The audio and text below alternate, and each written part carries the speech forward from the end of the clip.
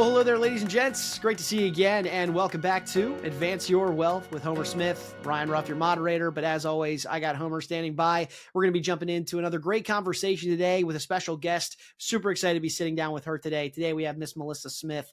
Now, Melissa is, she's really the founder of the Family Brand podcast, and as the founder and kind of thought leader surrounding this idea of family development and the movement surrounding this, she works with parents on how to transform their family cultures, create relationships that last, intentionally grow the family together, and just inject a lot of positivity and courage, really, into the life that these families want to ultimately live. So, of course, that sounds lovely, but where's the intersection, right, between the world of wealth management and what Homer does for his clients and the work Melissa's doing? Well, that's the key, and that's the secret sauce here today that we're going to be jumping into. Before we bring Melissa in to get into her world, let's say hi to Homer. Homer, good to see you today. How are we doing? Hey, Ryan, I'm doing well, excited for this topic. I know we spend a lot of our time on these podcasts talking about how to help families manage their wealth better, how to reduce taxes, better plan for estate planning, their business transition. But we also do talk about the importance of, this longer term transition to how do you pass this wealth on to your family in a way that's positive, impactful. And, depending on which study you read, there's not really good numbers out there on this in terms of how bad the outcomes tend to be. That there's this idea of shirt sleeves to shirt sleeves in 3 generations. So, a founder creates wealth, the next generation kind of maintains it. But by the 3rd generation, we've seen some numbers like 90% of the wealth doesn't make it past the 3rd generation. And while there's financial reasons or mechanical reasons for that in terms of how they set up their estate plan, I also believe, and we know that there's a lot of family dynamic reasons for why that doesn't happen well. And so I'm super excited to have Melissa on today to talk about the family brand and the work they're doing to really bring families closer together and pass not only the wealth down multiple generations, but also their values. So excited to jump in on that. Yeah, absolutely. We've had conversations in past episodes. When you mix money and family, it can naturally create areas of contention. And that's what we're kind of going to talk through today, as well as some of the great work Melissa's doing. So with that, Melissa, welcome to Advance Your Wealth. Thanks so much for carving some time out of your busy schedule to be with us. Yep, I'm so excited for this conversation. Thank you. Hey, Melissa, I think just to kick it off, it'd be great to just share with the audience, what is the family brand and why do you feel it's so important for people to have a family brand? Yeah, so we believe that, and when I say we, my husband and I initially launched Family Brand together. It's since become my baby. So Family Brand is a way, like if you think about a businesses all have brands, and it's made up of their culture, and usually they have language, and they have, this identity that they are centered around and that they are building around. And a lot of times in families, we found is families don't create any of that intentionally. They're not having intentional conversations about their culture or what are our values, and what is our vision. And we found that happening to ourselves. Myself and my husband, we have 5 kids, and one day we decided that we wanted to do something different. There was a lot of factors, for the sake of time, I won't get into, but briefly, we had struggled in our marriage early on. And so we knew we wanted to build an intentional family, that it wasn't going to happen by default. Like it needed to happen by design. And so that's kind of what a family brand is. It's building all these pieces intentionally to create this really strong family.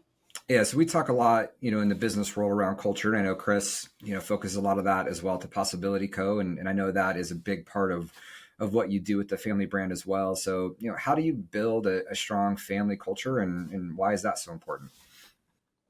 Yeah, I believe that culture is everything when it comes to a family. Again, I like using the analogies with business because sometimes it drives the point home, because you would never,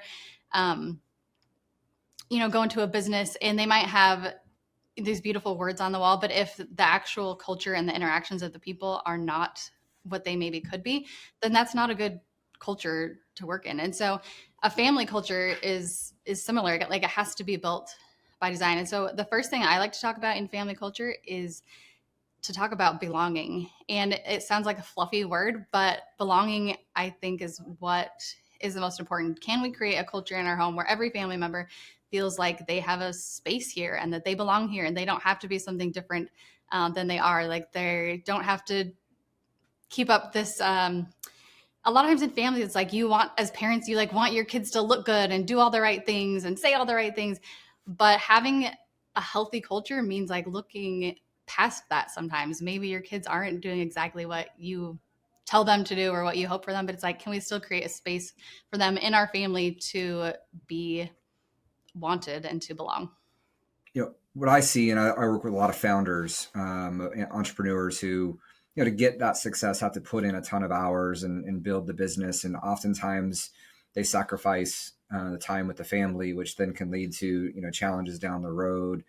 How do you help the families you work with, and how important, I don't necessarily the word balance, I think can be, not really the right way to look at it, but how do you, work with the families that you have to make sure, they're able to find that right mix of still being the successful entrepreneur they want to be, but also successful in that family aspect as well?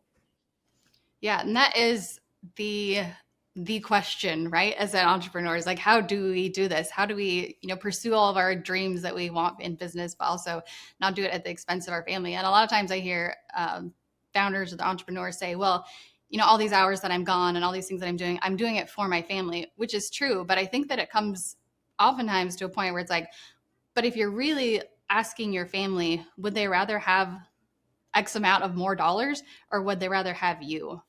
And so a lot of the work that Family Brand does is helping you find that balance. Maybe you feel like it's easy to pour into my business, which this happens for almost every entrepreneur, because it's like when you're pouring into your business, you can see the return on your time like right away. You can see that, maybe it is an increase in income with the time you're investing there, or maybe just the people that are working for you, they're praising you and applauding you, but you go home and it's like, I'm getting none of that. And it's really hard. And so I think that is something that, again, Family Brand helps families do, is evaluate like, okay, how can we spend more time here with your family? What is it all for anyway? And at the end of our lives, I've never heard someone's, at the end of their life say, oh, I wish I would have spent more time at the office, or I wish I would have made my business like a little bit bigger. It's always like those regrets about their family and those relationships. And so we have systems, like one of which is we talk about what are the rhythms and the systems of your family and how important that is to instill in a family. One of the simplest, I think, is if you're married or have a partner, like, are you having date nights? Are you connecting with your spouse? Are you having family meals together? The research is crazy around family meals and the positive outcomes for families that do eat meals together. So are you having those family meals, and how often? And then how can we increase the frequency of some of these things so there is more of a balance if you do feel like it's kind of at an imbalance right now? And I think a concept I've heard from you and from Chris as well is this idea of "and" a lot, Mm-hmm. right? So I think the fear people have, entrepreneurs have, is if I, get out of balance too much the other way, then maybe the business won't be as successful. But a lot of the work that I've seen you guys do and that I've seen the benefit from is this concept of "and." If you have things done right, and maybe we can talk about some other concepts that you guys talk about too, like buying back your time. But how do you think through the idea that it's not, okay, well, maybe you can't be as successful as you wanted to be because you also want to dedicate time to your family, but there's this idea of "and." Can you maybe speak a little bit more to that, where it's "and" a great successful family in addition to the successful business? Yes, I think it totally is possible. But you're right. Often it's painted, or I even see out in the world, that it's one or the other, or one at the expense of the other. And I guess I'll just speak from personal experience. Me as a mother, that is something that I have struggled with. I do have a lot of kids, and I do have other things that I want to pursue. And so it has been interesting to see, like, can I achieve the and can I do it in a way that feels like really good to not just me, but to like my family, and that no one is getting the short end of the stick, myself included. And I guess that's really all I can say is I know it can be done, but it's not easy, and it does require a constant reevaluation. I like how you said earlier, it's not necessarily a balance, because I think there are seasons where it's like, okay, this is a season where I'm leaning more into business, or this is a season where, like right now, it's summertime, and so my kids are home all day, every day. So it's like, me as their mother and primary caregiver, I am leaning more into home this summer, and realizing that's okay, and to give yourself like grace and patience when you like mess up and you're like, oh man, I missed the baseball game, I shouldn't have done that, but I'm going to learn from that, and next time I'm going to do what I need to do to make sure I get to that game, because you are going to get it wrong sometimes. And I think that that's okay too. Yeah, totally. I think there's another in the same line, something that I've learned from you and around this idea what you've spoken about is being intentional and kind of like culture. You hear about business culture a lot and what you need to do around culture. But also business owners and entrepreneurs plan a lot for their year, right? And they do business planning throughout the year to make sure they hit the goals that they want to achieve. So can you kind of speak to that? And I don't think people think about their family and planning the same way, but I think being intentional is really important around that too. Yeah, this is one of my favorite things that we like to do at the end of every year and the beginning of the next year is our anniversary happens to fall on January 5th, which I feel like is the perfect time, to take. We usually take a getaway, whether it's a day or two, whatever. And we do, Chris and I, my husband, we have this conversation about like, what do we want the year to look like? And at that point, we've kind of reviewed. I think that's important, is to review your past year. Like, what were the highlights? What were the maybe lowlights? Where do we feel like our family is challenged right now? How can we have family values, and we have a family mission vision. So it's kind of a review of that too. Like, where are we at on our path, living out our vision, which is we are committed to elevate and inspire.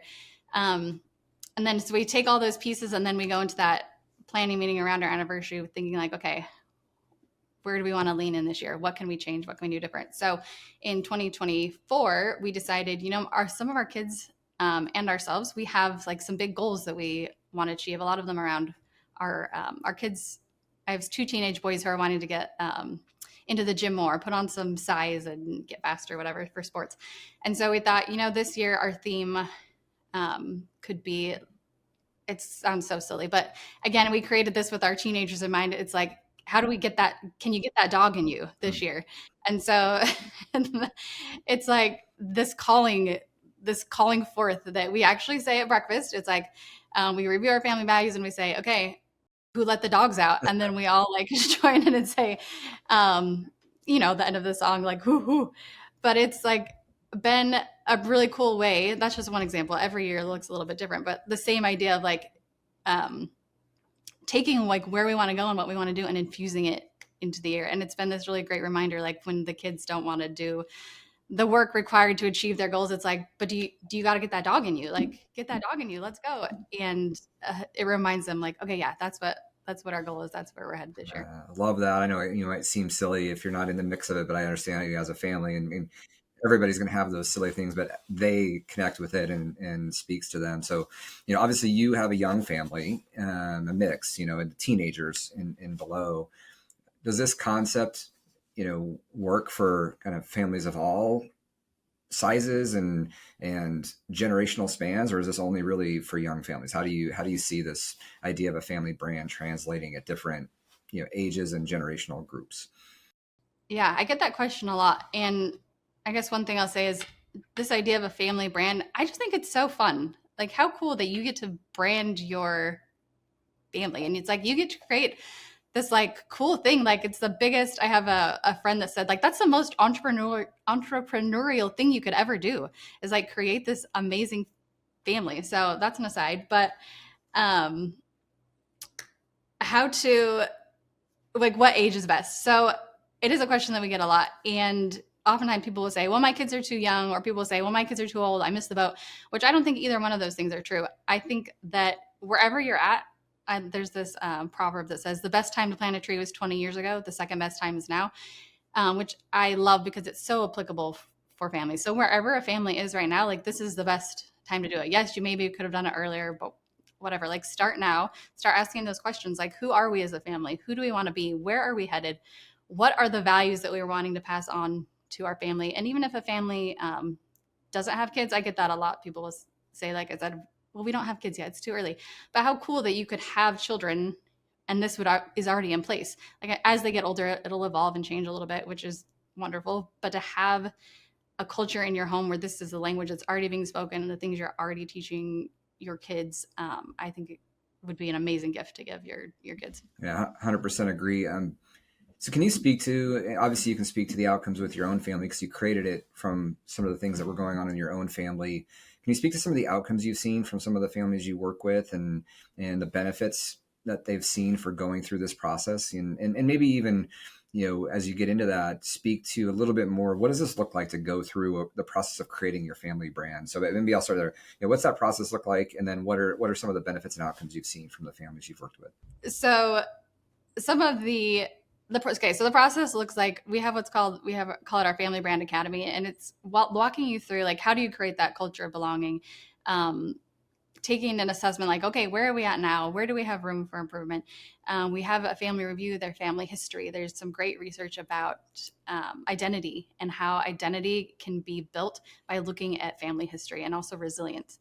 And then we have a family develop their family values now. And what do you want to pass on? And we have this, we didn't always have this, but I love that we do now, a framework that walks the family through like it's this research out of the University of Nebraska that talks about strong families. And it's this research that took place over 34 years, 24,000 family members in dozens of countries. I can't even remember, but, and it broke down like, what are the strengths of strong families? And so we have families develop values in these strengths. One of them like is resilience. Strong families are resilient. Another one is prioritize. We call it, we prioritize. Strong families, they prioritize their family. And so what is it? We have a family identify, like, what does it look like for you to prioritize your family? And then we talk about different ways of like leading your family, because so much of family brand is, how do I show up as a leader to my family? Whether your kids are grown, whether your kids are little, you as a parent, you get to be the leader of your family. And what does that look like? How do you take them where you want them to go? And then the last thing we talk about is, how do you infuse like these rhythms and these rituals into your family, which is really important too. And that's things like traditions, like annual traditions around holidays, or even just those weekly traditions, like, do we do Sunday dinners together? Or what is that going to look like for our family?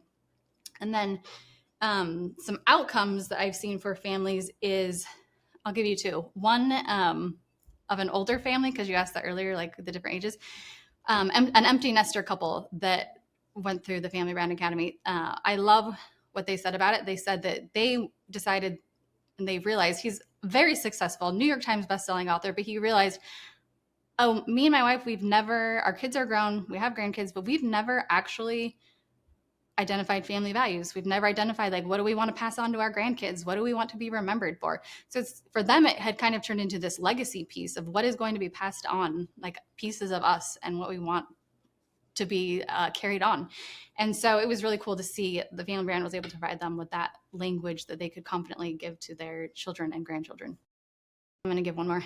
I'm going to give two more. Great. One is a family that created this when they didn't have kids. And she just messaged me on Instagram the other day, this woman, and she said they now have 4 kids. And she's like, I use our family brand, like the things we created, the language and everything. I use it almost every single day. And it's helped shape my kids, like as they've grown, which I, of course, love that for them. And then the other family is a family that kind of came to us in crisis, like really struggling with a child who, a teenager who had some suicidal ideation, and they, got him the appropriate care that he needed medically. But after that, she felt like they needed some healing in their family. But there was nowhere she felt like she could turn. And so she happened to find me through like a mutual connection, went through our academy, just our digital program. And she tells me now, we've become friends. She's like, that changed everything for us. We were able to come together as a family. We were able to create an identity for ourselves that was bigger than like these challenges that we were having. And it was like this vision and this thing that we could all grow towards. And that's probably one of my favorites. It's more of an extreme example, but I love that on all those examples, it's helping families like create more connection and grow closer and become the families they want to be. I love that. And, what I've seen a lot in the families we work with, especially maybe older patriarchs and matriarchs who now have kids and grandkids, that can often be frustrated that this wealth they've created has allowed their grandkids to kind of grow up in a very easy life. Mm-hmm. And, but when you actually really look into it, they've really not done a great job of helping those younger generations understand, the resiliency, what it took to build a business like that, and the values and the work and effort it took to put in. And they're almost to the point where they're, I wouldn't say like hate their grandkids, but they're very frustrated Yeah. with the way they look at their approach to life. And so I think that just speaks to the importance of this, passing your values down, not just your money. And it just seems like this kind of a process would be so beneficial for so many families. So for those watching and want to learn more about the family brand and what you all do, what's the best way for people to find you and just to learn more about the family brand? Yeah, I would go to familybrand.com and you can navigate from there to the podcast or to the different programs that we offer. I have a quiz on there, which is fun. It's a family culture quiz. It's just 10 questions and it's really quick and it helps you navigate, where are we doing well? Where could we improve? But in kind of a fun way. And then it'll send you a PDF once you take that quiz, talking a little bit more about the belonging that we talked about at the beginning. Love it. Well, Melissa, thank you so much for being on today. I mean, when we talk to our families, a big part of the outcome we try to get for them is this idea of moving from a life of success to a life of significance. And part of that significance is, fulfillment and being more fulfilled, which is a huge part of that is their family and strong connections to their family. I think this type of work you're doing is so important and so impactful. And so just appreciate all the work you're doing and appreciate you taking some time to join us on the podcast and to share with our audience the amazing work that you guys are doing at Family Brand. My pleasure. Thank you so much.